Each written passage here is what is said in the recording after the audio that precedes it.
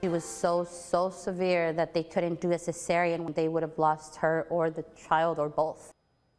Doctors in California did everything they could, but a pregnant mother lost her unborn child after she caught a severe case of the flu. At last report, at least 37 children have died from the flu this season. CBS 4's Abril Preciado joins us now. And Abril, what are doctors saying to concerned parents who fear this might happen to them?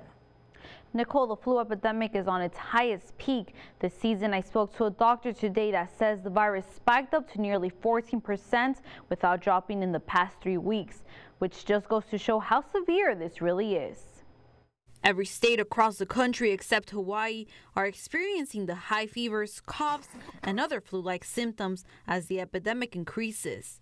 The Center of Disease Control and Prevention is seeing the highest level of activity with the flu in nearly a decade. The type of flu virus this year, this H3N2, tends to be more severe.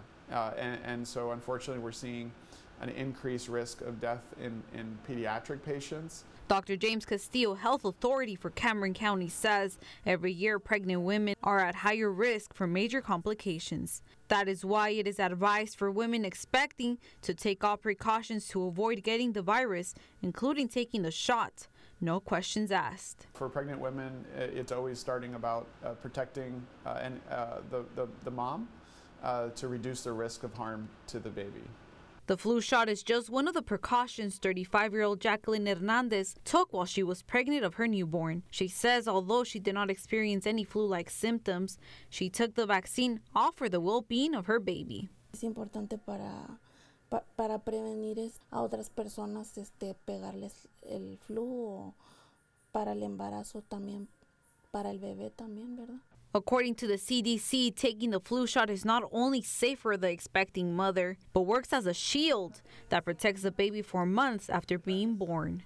Other types of precautions recommended are staying away from people who have the flu, washing your hands, and avoid touching your mouth and eyes without proper sanitation.